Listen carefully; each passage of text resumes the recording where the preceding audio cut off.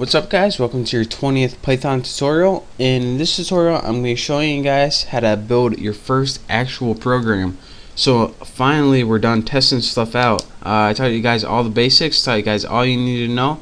Now we're going to actually be building useful stuff. So the first thing I want to teach you guys is something called the if statement.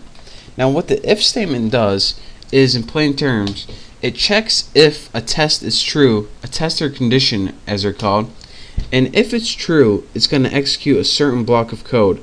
But if your test is false or it's not true, then it's not going to execute the code at all.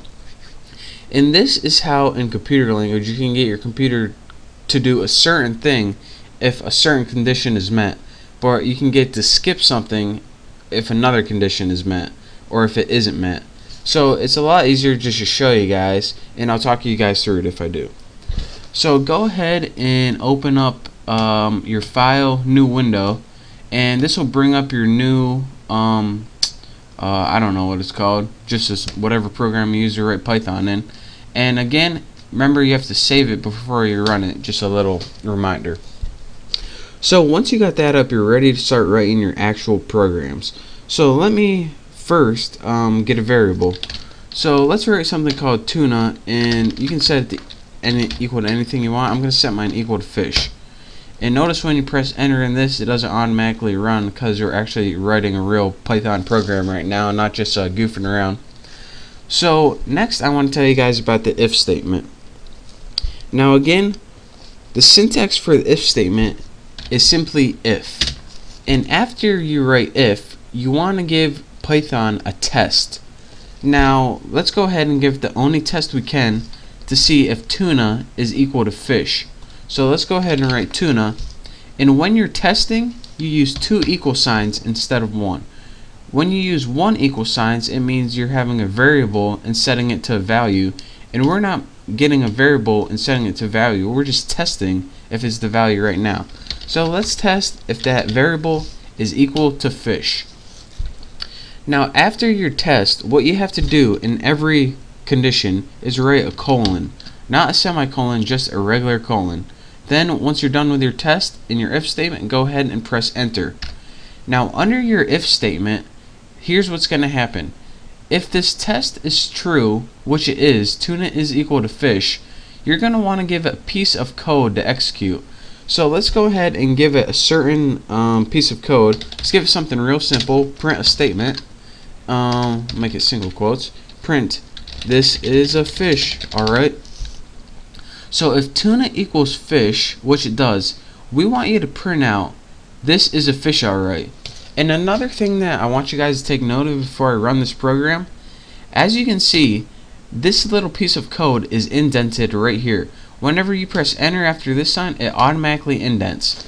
And your indentation is your way of telling Python, alright, whenever we indent, this is the piece of code we want you to execute during our if statement.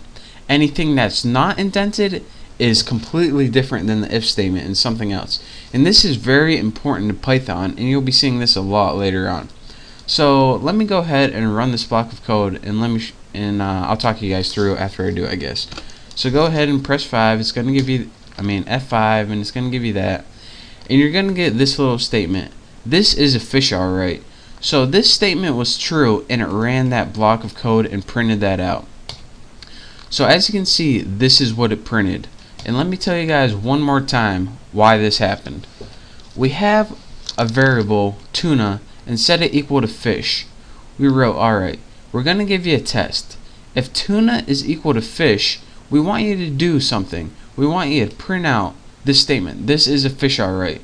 But if it's not equal to fish, we don't want you to do anything at all. And let me show you guys what would happen if fish was something else.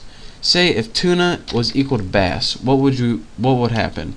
So go ahead and press F5, save it, and as you can see, when it runs this time, nothing happens. So that's kind of the basics of the if statement. If your test is true, it's going to run this piece of code that's directly indented underneath it. If it's not true, it's going to say, alright, I'm not running this, just move on to the next line and skip it altogether.